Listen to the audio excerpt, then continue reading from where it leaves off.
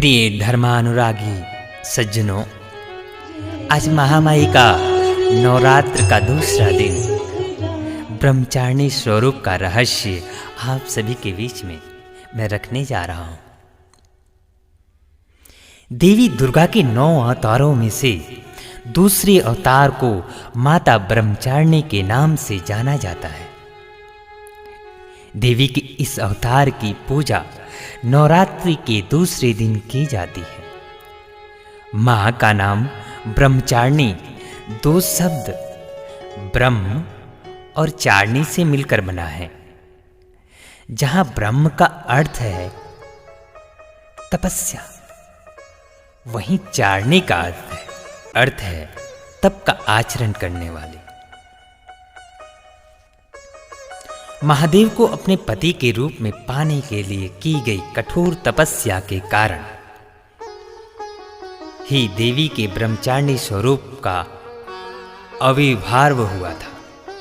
तो आइए जानते हैं मां ब्रह्मचारिणी की तप की अनन्य कथा। देवी ब्रह्मचारिणी का स्वरूप अत्यंत शांत एवं मनोरम है।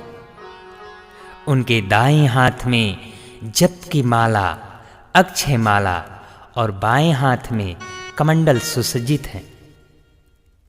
इस स्वरूप में माता बिना किसी वाहन के नजर आते हैं। नवरात्रि के पावन त्योहार के दूसरे दिन माता ब्रह्मचारिणी की विधि पूर्वक पूजा होती है। देवी ब्रह्मचारिणी की महात्म्य की कथा महादेव के प्रति उनके प्रेम और निष्ठा से जुड़ी हुई है। मां दुर्गा का यह अवतार मनुष्य को निष्ठा, वैराग्य की सीख देता है।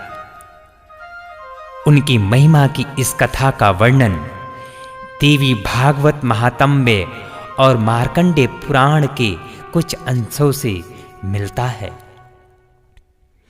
धार्मिक कथाओं के अनुसार प्रजापति दक्ष ने कनखल में एक विराट यज्ञ का आयोजन किया था। महादेव के प्रति मन में विरोध और ईर्ष्या का भाव उन्होंने महादेव और देवी सती के अलावा उस यज्ञ में सभी को आमंत्रित किया। जब देवी को इस यज्ञ के बारे में पता चला तो उन्होंने यज्ञ में पहुंचकर अपने पिता से ऐसा करने का कारण पूछा। इस पर प्रजापति दक्ष ने अपनी पुत्री और महादेव को अपशब्द कहे। इस अपमान से व्यथित होकर देवी सती ने भगवान शिव का ध्यान करते हुए योग अग्नि द्वारा अपना शरीर त्याग दिया। माता सती के आत्मदाह के बाद समस्त सृष्टि जैसे श्रीविहीन हो गई थी और महादेव भी उदासीन हो गए थे। देवताओं ने महादेव की ऐसी हालत और दानवों के उपद्रव से त्रस्त होकर आदि शक्ति का ध्यान किया।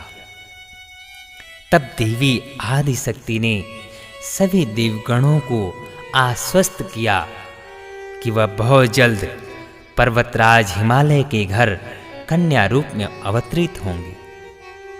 और यही कारण है कि कालांतर में देवी ने हिमालय और मैना के घर जन्म लिया।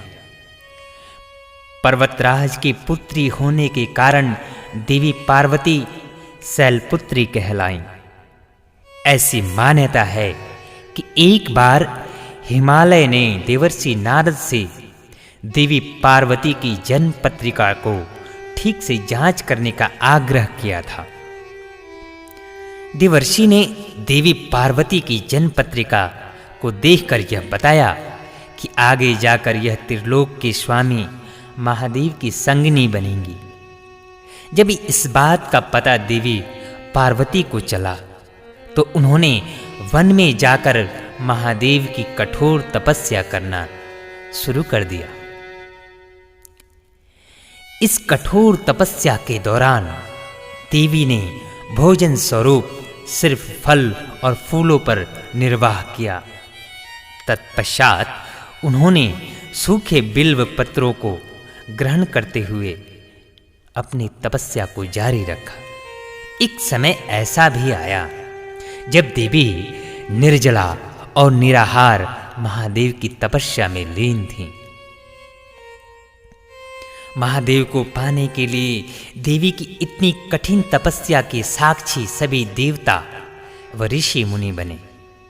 उन्होंने देवी पार्वती की इस तपस्या को अभूतपूर्व बताया।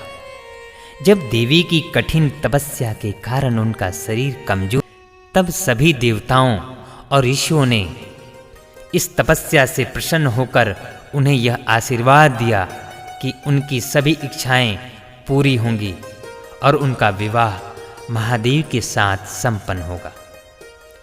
मान्यता तो यह भी है कि देवी का यह स्वरूप भक्तों को अत्यंत फल प्रदान करने वाला है। उनके इस स्वरूप को समस्त विद्याओं की जननी माना गया है। इस स्वरूप में देवी सफेद वस्त्रों में नजर आते हैं। नवरात्रि के दूसरे दिन देवी ब्रह्मचारिणी की विधिवत पूजा की जाती है। इस दौरान कुंजिका स्तोत्र का पाठ करने के बाद दुर्गा सप्तशती का पाठ करते रहना भी अत्यंत हितकारी माना जाता है।